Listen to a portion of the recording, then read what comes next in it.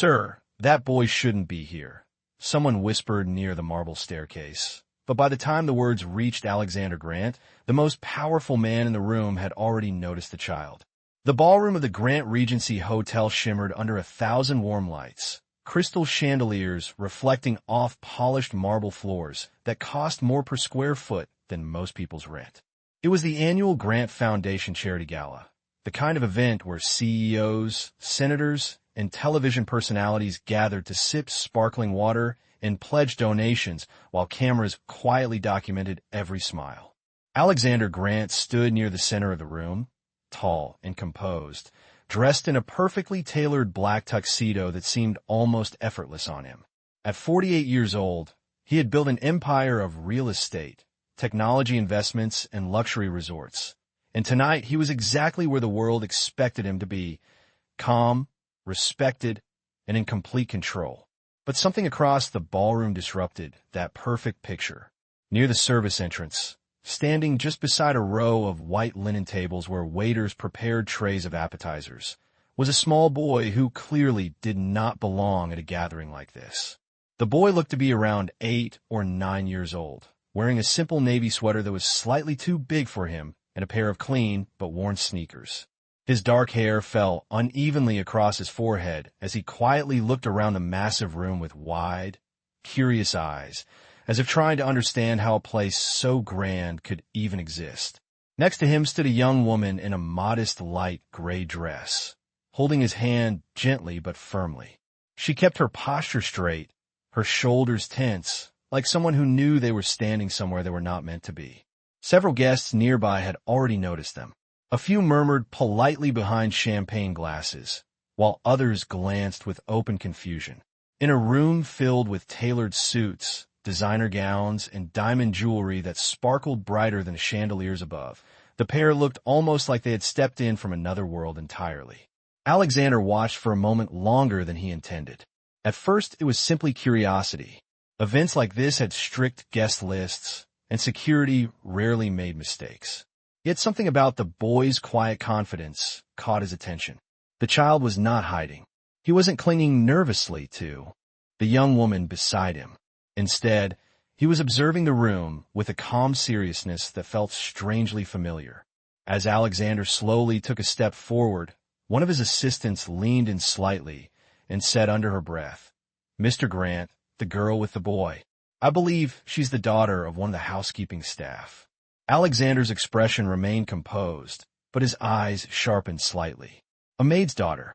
That explained part of it, but not everything. Why would she bring a child into a private gala attended by some of the wealthiest people in the country? Conversations around the ballroom continued, soft music drifting through the air from a small orchestra near the stage. But Alexander's attention had already narrowed to a single point across the room. The boy noticed him looking. For a brief second, their eyes met across the distance of the ballroom floor. And strangely, the boy didn't look away. The quiet moment between Alexander Grant and the boy lasted only a second before the room's normal rhythm returned, but the billionaire did not look away. The child still stood beside the young woman near the service entrance, his small hand wrapped calmly in hers, as if he'd been told to stay close no matter what happened. Alexander noticed that the young woman seemed to sense the attention spreading across the ballroom. Her shoulders stiffened slightly, and she gently leaned down toward the boy as if whispering reassurance to him. Around them, a few guests had begun to stare more openly now. One man near the bar murmured something to his wife while glancing toward the pair. Another guest raised an eyebrow with quiet curiosity. It was not common for staff families to appear during a private charity gala attended by executives, investors, and public figures. Alexander adjusted the cuff of his tuxedo and began walking slowly across the polished marble floor. Each step carried the quiet authority of someone who owned the building and everything inside it. Conversations softened as he passed by, guests instinctively making room for him.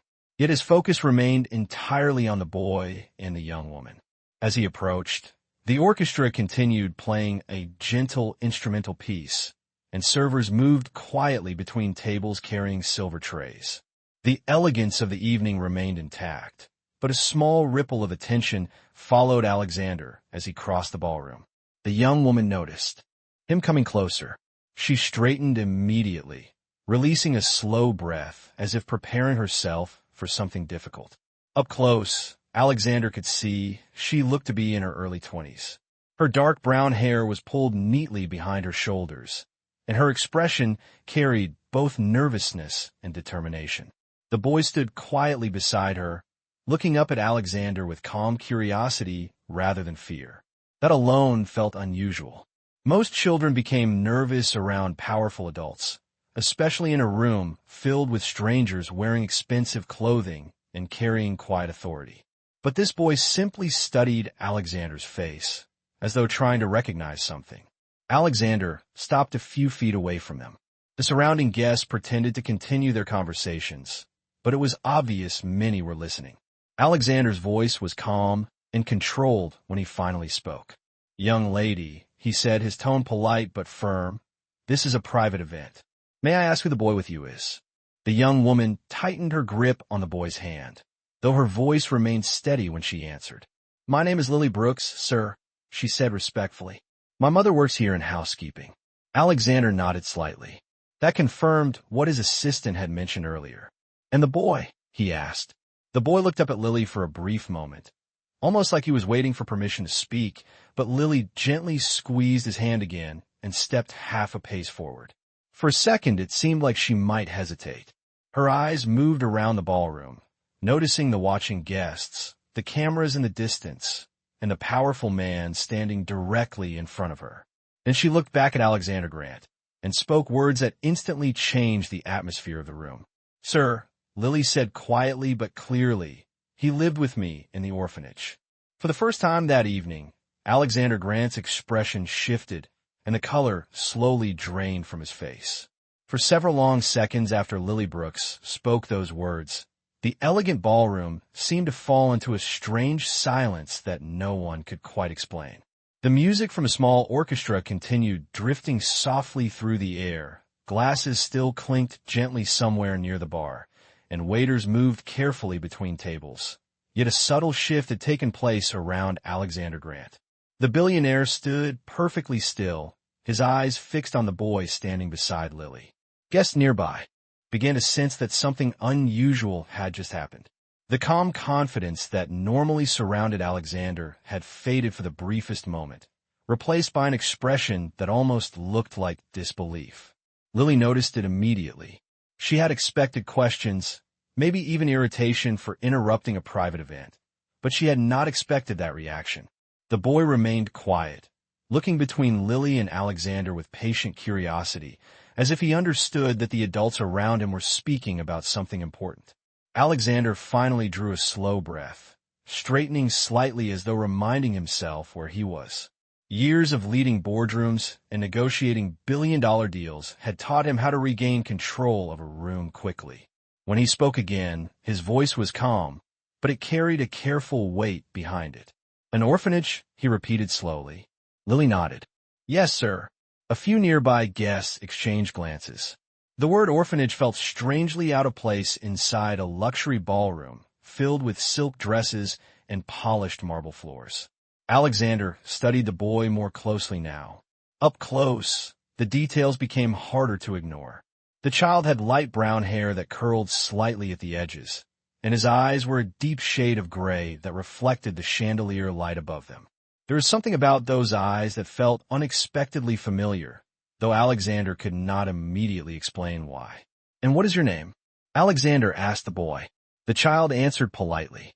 "My name is Noah Brooks, sir." His voice was clear and steady, without the nervousness most children felt when speaking to powerful adults.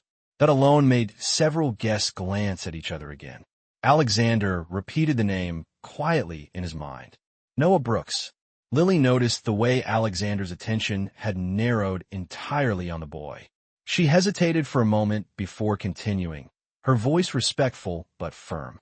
"Noah and I grew up in the same orphanage outside Columbus, Ohio," she explained. "St. Matthew Home for Children." At the mention of the city, Alexander's fingers tightened slightly at his side, though he quickly hid the reaction. Columbus was more than 500 miles from this ballroom, yet the name stirred a memory that he had not thought about in years. The boy shifted his weight slightly, then instinctively reached up and adjusted the small necklace resting against his sweater. The thin chain caught the chandelier light for a brief moment. Alexander noticed it instantly. It was a simple necklace, old and slightly worn, but something about the small metal pendant attached to it made Alexander's eyes linger a second longer than they should have. Lily followed his gaze and gently touched the necklace as well. "He has worn this since the day he arrived at the orphanage," she said quietly. "No one ever knew where it came from." Alexander felt a sudden, strange tension settle in his chest as he looked at the small pendant again, because even from a few feet away, the engraved letters on it looked hauntingly familiar. Alexander Grant felt the room grow strangely distant as his eyes remained fixed on the small pendant resting against Noah Brooks's sweater. The orchestra continued playing a gentle melody somewhere across the ballroom. Guests continued speaking in soft voices, and glasses still clinked near the bar. But for Alexander, the world had narrowed to that single piece of metal reflecting the chandelier light. The pendant was simple, circular, and worn around the edges as if it had been carried for years. Yet the engraved letters on its surface were unmistakable. A.G. Alexander's breath slowed as a memory he had carefully locked away for years began to surface in his mind. It was not a dramatic memory filled with noise or chaos. It was quiet, distant, and buried deep beneath the success he had built over the last decade. Lily Brooks noticed the subtle shift in his expression again. She had only met Alexander Grant from a distance before tonight, yet everyone in the building knew his reputation. He was known for calm control, sharp decisions, and an ability to remain composed under enormous pressure. But now there was something different in his eyes. It was not anger or irritation. It was recognition. Noah looked up at Alexander curiously, following the direction of his gaze down toward the necklace. The boy lifted the pendant slightly between his fingers, as if he had done that many times before. "The lady at the orphanage told me I arrived wearing this," Noah said politely. "She said it was the only thing that came with me." Several nearby guests were now openly watching the conversation, though they pretended not to listen. The story unfolding in front of them had quietly captured the room's attention. Alexander forced himself to look away from the pendant for a moment, shifting his focus back to Lily. His voice remained calm, but there was a new seriousness in it. "You said the boy arrived at the orphanage wearing that necklace?" Lily nodded. "Yes, sir. The staff told us he was brought there late one night many years ago. No one knew exactly who left him. They only found him the next morning." Alexander felt the memory sharpen slightly. Late one night. Columbus. St. Matthew Home for Children. He had not heard those words spoken together in more than a decade. The boy still held the pendant gently between his fingers. Alexander could now see the engraving more clearly. The letters were not decorative or fancy. They were simple initials, carved into the metal in a clean and unmistakable style. A.G., his own initials. Lily watched Alexander carefully. She had not planned to say everything immediately tonight. She had simply wanted him to see the boy and hear one small piece of the truth. But the way Alexander was staring at the necklace made her realize something important. He already understood more than he was saying. "Sir," Lily said quietly, lowering her voice so only he could hear clearly, "there is something else you should know." Alexander looked back at her slowly. Around them, the ballroom continued glowing with luxury and celebration. Yet the air between the three of them felt completely different now. Lily hesitated for only a moment before continuing. "The records at the orphanage listed the boy's arrival date," she said. "And it happened just 3 days after a very famous business trip you made to Columbus 12 years ago." For the second time that evening, Alexander Grant felt the color drain from his face as the past he had tried to forget began to return with startling clarity. Alexander Grant stood silently for several seconds after Lily Brooks finished speaking, and although the music and quiet conversations in the ballroom continued as if nothing unusual had happened, his mind had already traveled thousands of miles away and 12 years into the past. Columbus, Ohio returned to him with startling clarity. At that time, he had not yet become the global business figure people recognize today. 12 years earlier, he had been 36 years old, ambitious, driven, and determined to build the empire that now surrounded him. He remembered the trip Lily had mentioned.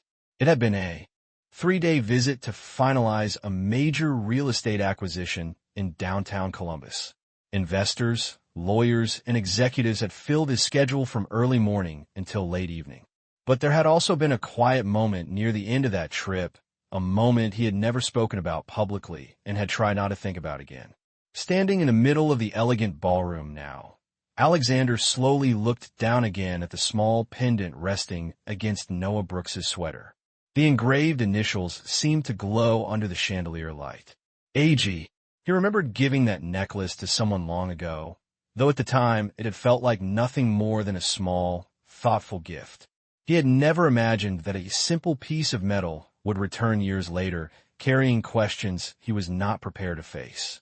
Noah shifted slightly beside Lily, noticing the way Alexander kept staring at the pendant.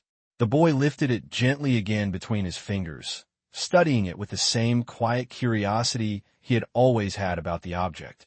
I asked about it many times when I was younger, Noah said politely, but no one at the orphanage ever knew who gave it to me. Lily watched Alexander carefully while the boy spoke.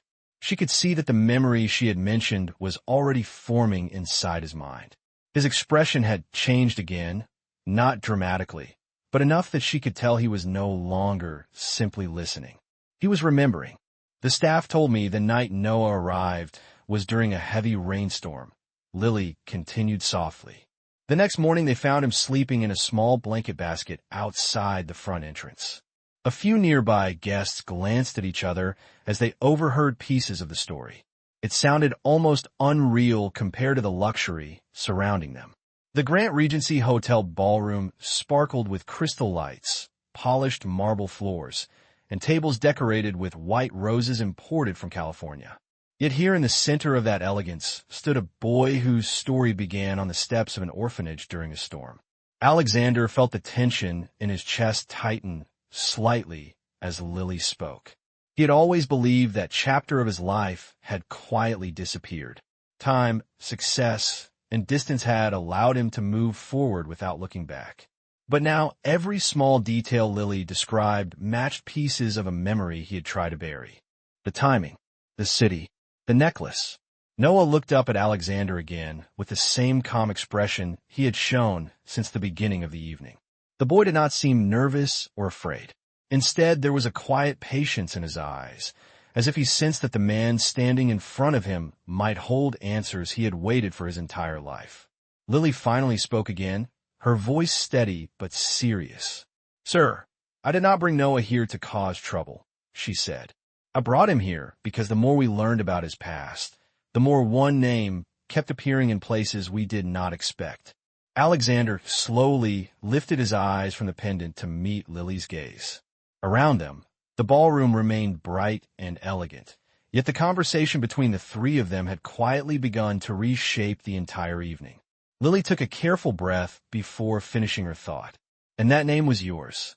The words Lily Brooks had just spoken seemed to hang in the air between them, quiet but impossible to ignore. Alexander Grant had spent most of his life in rooms where people spoke his name with admiration, respect, or sometimes fear.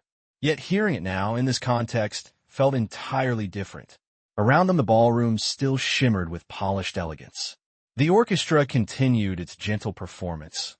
Waiters moved between guests with silver trays, and soft laughter drifted from the far side of the room where donors discussed their pledges for the evening. But within the small circle formed by Alexander, Lily, and Noah Brooks, the atmosphere had shifted into something far more serious. Alexander slowly exhaled, maintaining the composed posture that had carried him through countless negotiations and public appearances. However, inside his mind, the pieces Lily had described continued connecting in ways he could not easily dismiss. Columbus, St. Matthew Home for Children, the rainstorm, the necklace. 12 years ago, he had left that city believing every unfinished chapter of that trip had been quietly closed. Yet now a young boy stood in front of him carrying a pendant engraved with his initials and a story that pointed back to that exact moment in time. Noah watched Alexander carefully, his gray eyes steady and thoughtful. The boy had learned patience growing up in the orphanage. Questions about his past had never been answered quickly. Sometimes the adults simply told him they did not know, and other times they promised that answers might appear when the time was right. Tonight felt like one of those moments. Alexander finally spoke again, though his voice was lower than before. "You said my name appeared in places you did not expect," he said to Lily. "Explain what you mean."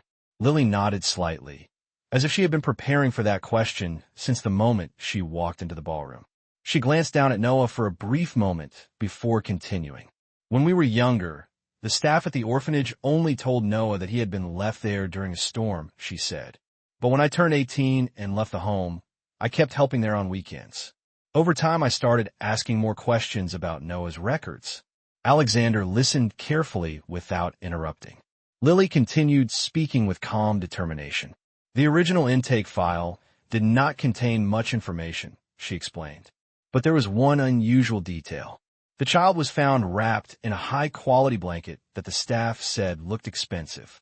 They also recorded the necklace." Noah gently touched the pendant again as she mentioned it. Lily looked back at Alexander. A few years later, when the orphanage updated its digital records, the director asked a volunteer researcher to help review older files. That volunteer happened to recognize the initials engraved on the pendant. Alexander felt a subtle tension return to his chest. "Recognize them how?" he asked. Lily answered carefully. The volunteer had once worked for a Columbus law firm that handled property contracts for a young investor who was becoming well-known in the business world. She paused for a brief second before finishing the sentence. "That investor was you."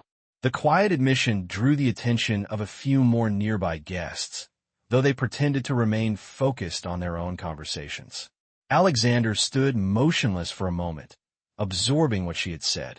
He had built a life defined by clear numbers, precise contracts, and strategic decisions. Yet the story Lily was describing belonged to a past that had never been written in business reports or financial statements. Noah looked up again with calm curiosity, still holding the small pendant between his fingers. "Mr. Grant," the boy said politely, "do you know where this necklace came from?" Alexander Grant did not answer Noah's question right away. For a moment he simply looked at the small pendant in the boy's hand, watching the light from the chandeliers reflect across the engraved initials. The orchestra continued playing across the ballroom, and conversations slowly resumed among the guests. But the small circle around Alexander, Lily Brooks, and Noah Brooks remained tense with quiet anticipation. Alexander had spent decades learning how to respond quickly in every situation, whether in a boardroom or during a press interview. Yet the simple question from the boy seemed to reach somewhere deeper than any business negotiation ever had. Noah waited patiently, still holding the necklace gently between his fingers. Lily watched Alexander closely, sensing that the next words he spoke might reveal something that had been hidden for many years. Alexander finally shifted his gaze from the pendant to the boy's face. The resemblance was not obvious at first glance. Yet there was something about Noah's calm expression and steady eyes that made the connection difficult to ignore. Alexander spoke slowly. "Yes," he said quietly. "I believe I do know where it came from." The words immediately drew Lily's full attention. Noah tilted his head slightly, listening carefully. Alexander took a measured breath before continuing. "That necklace was not sold in stores," he explained. "It was custom-made many years ago by a small jeweler in Boston. I had only one piece like it created." Noah looked down again at the pendant with renewed curiosity.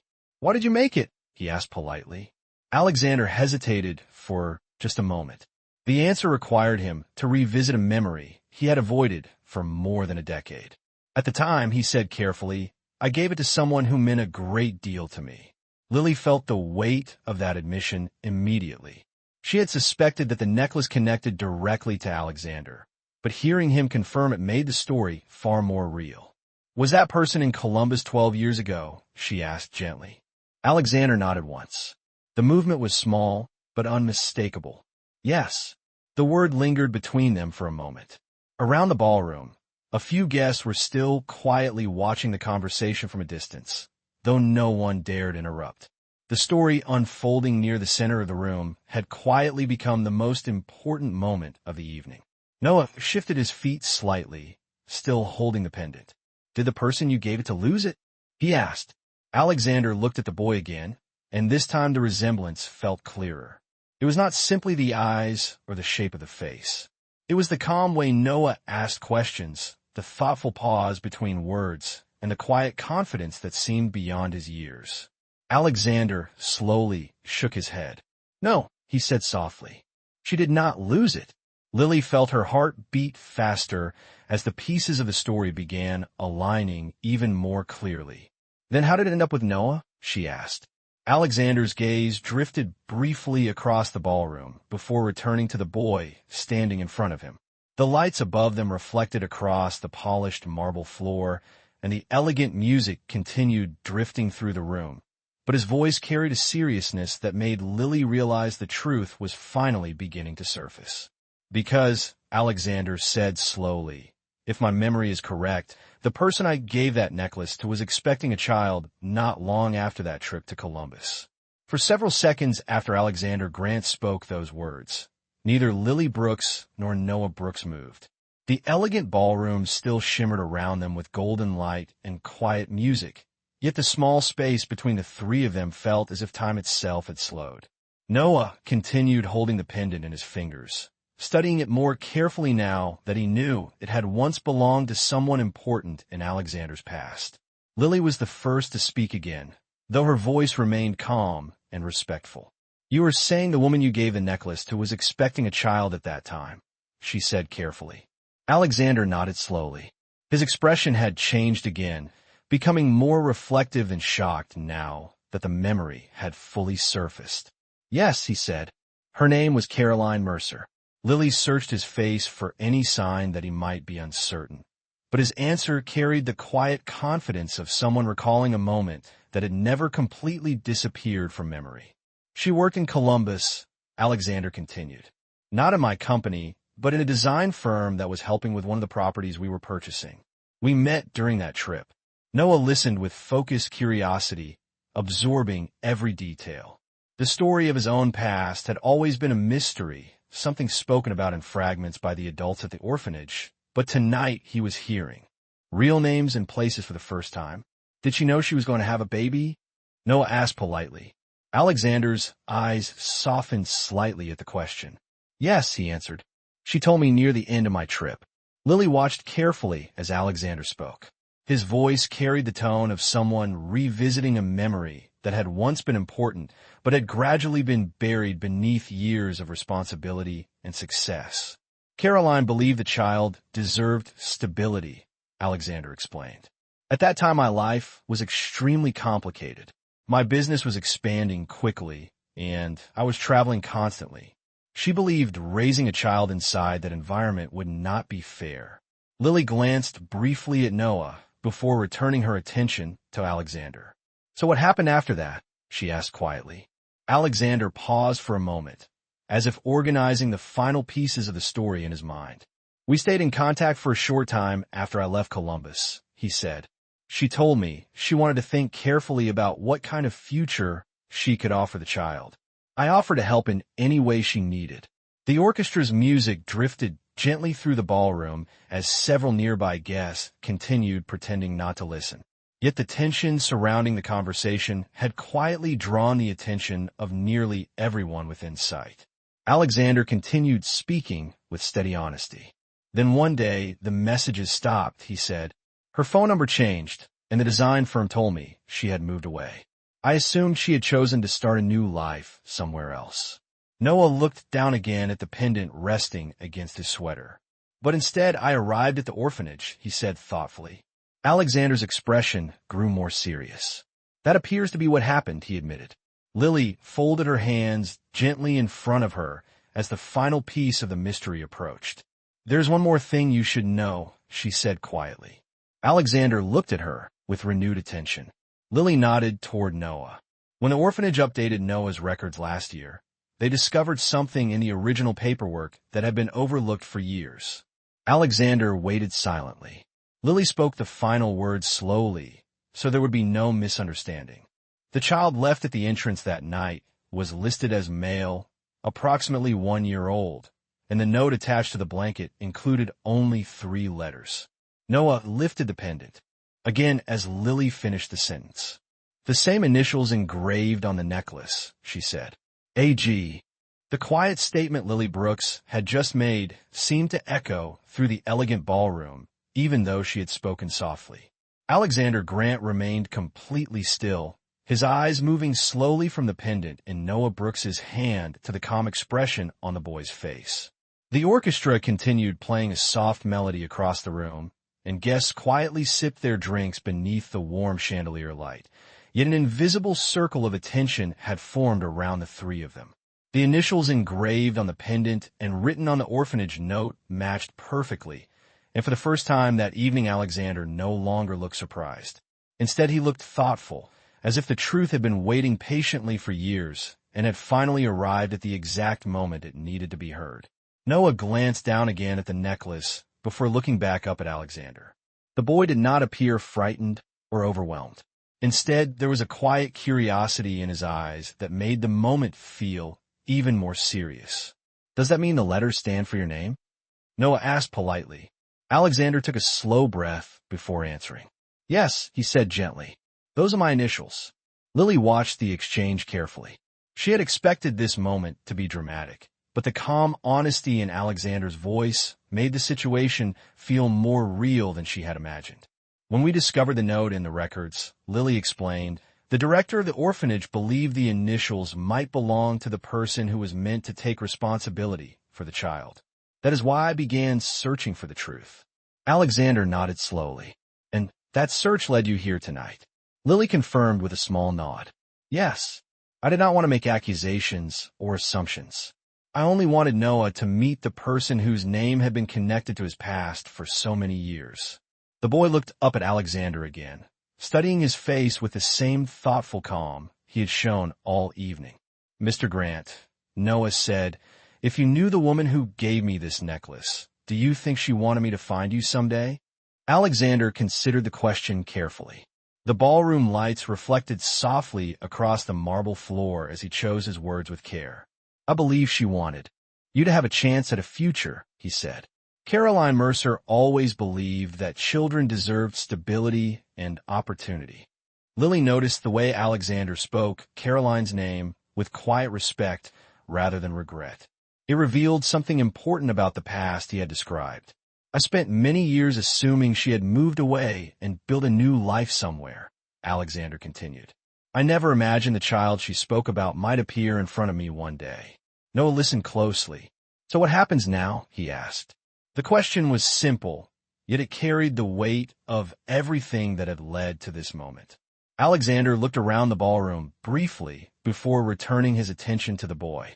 The evening had begun as a celebration of wealth and charity, but now it had quietly become something far more meaningful. "Now," Alexander said slowly, "we find the truth together." Lily felt a small sense of relief in his words. For years, Noah's past had been a puzzle filled with missing pieces.